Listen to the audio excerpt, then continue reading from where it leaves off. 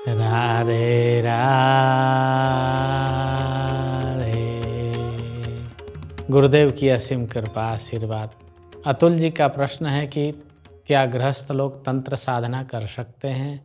तंत्र साधना से अपना कल्याण और किसी का कल्याण किया जा सकता है और गृहस्थ आश्रम में तंत्र साधना करना चाहिए या नहीं?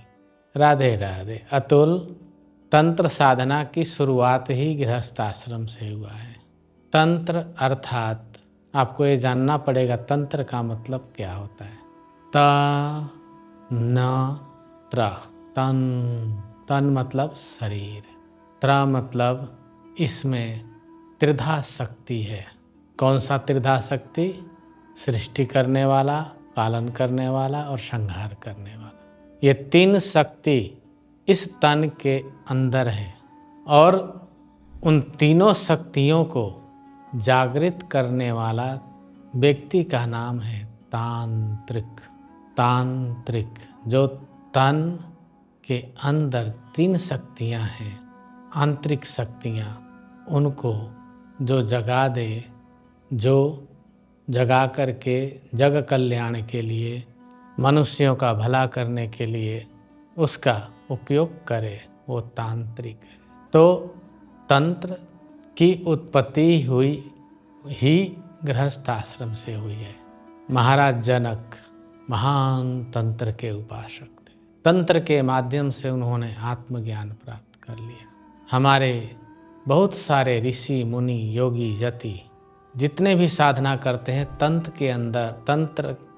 के अंदर इन शक्तियों को जागृत करते हैं और जो भी इन शक्तियों को जागृत करता है वो तंत्र का माध्यम बना कर के ही जागृत करता है। इसीलिए तंत्र सबके लिए सहयोगी है, सबके लिए उपयोगी है और ये तंत्र की साधना करने के लिए सभी लोग जितने जन हैं जो इच्छा रखते हैं वो सभी तंत्र के मार्ग के उपासक बन सकते हैं और सबका अधिकार है तंत्र के ऊपर। कोई व्यक्ति, छोटा सा बच्चा ABCD शुरू करता है, क ख ग घ लिखना शुरू करता है, ये भी तंत्र का ही प्रतिफल है।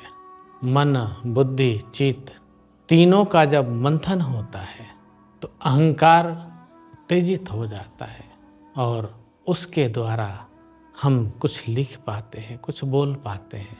तो ये भी तंत्र है।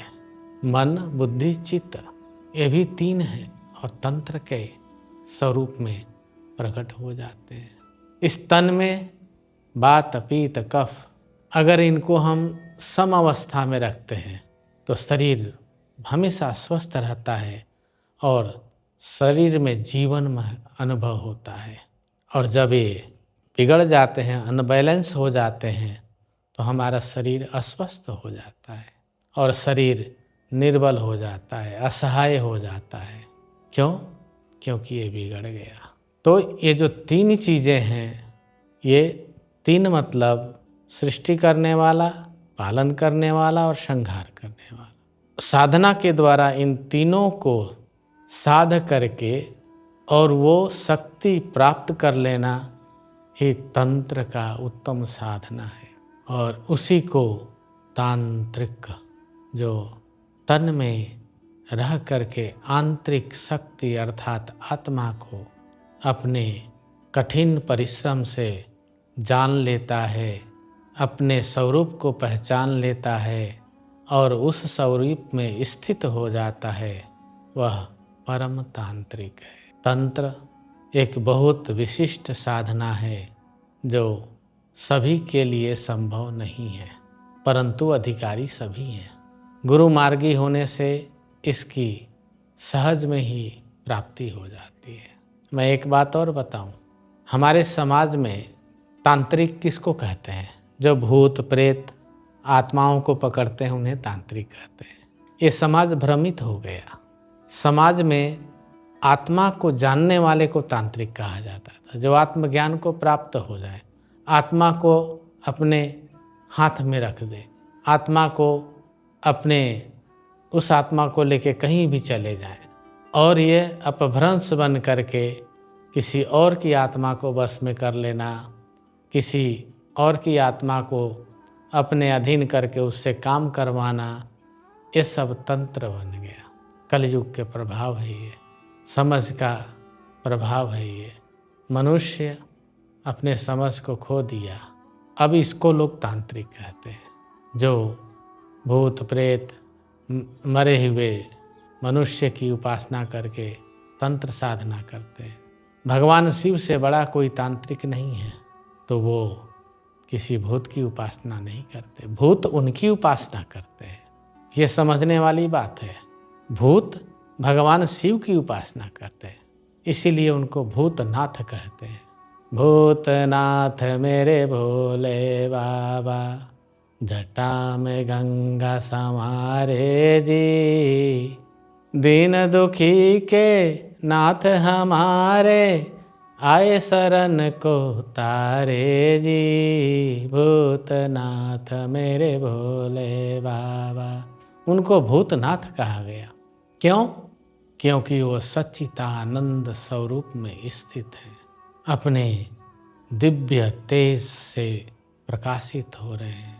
उनके अंदर सृष्टि करने की क्षमता है, पालन करने की क्षमता है और श्रृंगार करने की क्षमता है। उनका एक एक रोम तंत्र से भरा पड़ा है। उनकी जटा से वीरभद्र उत्पन्न हो गया, अर्थात बाल भी रोम है शरीर का, उससे दूसरा स्वरूप उत्पन्न कर दिया उन्होंने। ये है तंत्र की महिमा। तंत्र बहुत ऊंचा ज्ञान है और बिना गुरु के इसको समझना कठिन है। अगर जीव को तंत्र मार्ग में जाना हो तो उससे उत्तम गुरु जो आत्मा तक पहुंचा दे, उनकी खोज करनी चाहिए, ना कि भूत प्रेत चुड़ैल डाकिनी साकिनी को पूजने वाले को। तंत्र एक महान ज्ञान है। महाराज जनक ने तंत्र की साधना की। आज भी हमारे समाज में वैदेही तंत्र बहुत प्रचलित है। मैं उसका दीक्षा भी देता हूँ, शिक्षा भी देता हूँ। उस तंत्र का नाम ही है वैदेही, जो महाराज जनक से चला है और गुरु परंपरा में सिखाया भी जाता है। वो तो तंत्र सहज है, सरल है उनके लिए जो वास्तविक तंत्र में जाना चाहते हैं। अन्यथा समाज में तंत्र को अनेक रूपों में दे दिया गया है। तो तंत्र से अपना भी कल्याण कर सकते हैं आप, जगत का कल्याण कर सकते हैं और परमात्मा का अनुभव कर सकते हैं। अपने अंदर रहने वाले दिव्य चैतन्य आत्मा को अनुभव कर सकते हैं और ईश्वरः सर्वभूतानां, उसको आप पूर्ण रूप से सब जगह दर्शन कर सकते हैं। जब ऐसा हो जाएगा तो आप बोलेंगे, सिया राम मैं सब जग जानी, करऊं प्रणाम जोरी जुग पानी। सब में इष्ट देवता का दर्शन होने लगेगा। यही परम तंत्र की सिद्धि है। गृहस्थाश्रम में, ब्रह्मचारी आश्रम में, वानप्रस्थ में, संन्यास में सबको तंत्र का अधिकार प्राप्त है। सभी इसके पात्र हैं। तो ये है तंत्र। गुरुदेव की असीम कृपा है, बाबा का आशीर्वाद है। राधे राधे,